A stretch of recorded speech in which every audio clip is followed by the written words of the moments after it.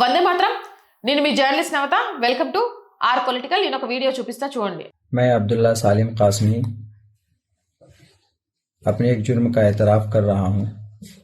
5 मई सन 2024 को ज़िला भागलपुर के एक बस्ती में मीरानचक में एक समाज सुधार तालीमी अवेयरनेस कॉन्फ्रेंस में मैं हाज़िर हुआ था और उसमें मेरी स्पीच हुई थी। उसी बीच में मेरी ज़ुबान से कुछ ऐसी गंदी बातें निकली। उत्तर प्रदेश के सीएम साहब के माता के लिए जो मेरी ज़ुबान से नहीं निकलना चाहिए था। मैं अपनी इस गलती का बिल्कुल हाथ जोड़कर अपना एतराफ़ करता हूँ और अपने इस माफ़ी मांगता हूँ कि आइंदा से ये गलती मुझसे नहीं होगी। और मैं ये पैगाम तमाम साथियों को देना चाहता हूँ, देशवासियों को, कि अपनी स्पीच में, अपने तकरीरों में ऐसी बात न कहें कि जिससे किसी व्यक्ति की या किसी धर्म की किसी को तकलीफ़ पहुँचे और फिर आपसे माहौल बिगड़े। तो अपने इस जुर्म का मैं दिल की उससे माफ़ी का तलबगार हूँ कि मुझसे आइंदा कभी ये गलती नहीं होगी। और मैं खुसूसन उत्तर प्रदेश के सीएम साहब से भी माफ़ी का तलबगार हूँ कि मेरी ज़ात से कोई तकलीफ पहुँची है तो हमें माफ़ फरमा दें। చూశారు కదా, ఆ వీడియోలో కనబడుతున్నోడి పేరు మౌలానా సలీం। వీడిని బీహార్లో అరెస్ట్ చేశాడు।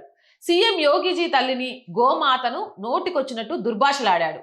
ఇక నన్నెవ్వడు ఏమీ చేయలేడు అన్నట్టుగా విర్రవీగాడు। అంతే, వాడిని పట్టుకొని పోలీసులు ఏం చేయాలో అది చేశారు। వెంటనే నేను అబ్దుల్ సలీం కష్మీ నా నేరాన్ని అంగీకరిస్తున్నాను, ఈ తప్పుకు చేతులు జోడించి క్షమాపణలు కోరుతున్నాను, నేను మళ్ళీ ఈ తప్పు చేయను, నా నేరాన్ని అంగీకరిస్తున్నాను।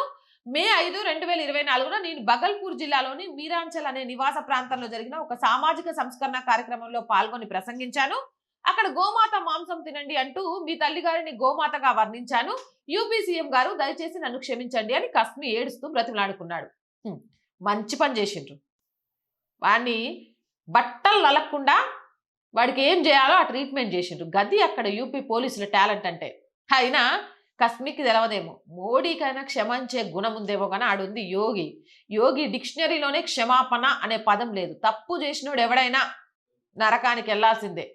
గింత పిరికోడివి, హౌలాగాడివి, నీకెందుకు గీ విర్రవీగుడుతనం? 10 మంది నీ ఓళ్ళు చుట్టు కనబడంగానే శుద్ధ నోరు తెలవకుండా కూతలు కూసినవా? ఇప్పుడు 4 బీకితే కాలు పట్టుకోవడానికి వచ్చి క్షమించమని అడుగుతున్నావా? మీ కొంపల్లో తల్లులు ఉండరు, వాళ్ళని ఇట్లనే మాట్లాడతారా? క్షమించేదే లేదు। యోగి ట్రీట్మెంటే కరెక్ట్। అవునంటారా కాదంటారా? మీ అభిప్రాయం ఏంది? కామెంట్ సెక్షన్లో పెట్టండి। అండ్ రోజు చెప్తుందేనండి, our group of channels, our voice, our political, our Sanskriti 3 మన ఛానల్సే। So please subscribe our channels. Content బాగుంది అనిపిస్తే లైక్ చేయండి, షేర్ చేయండి।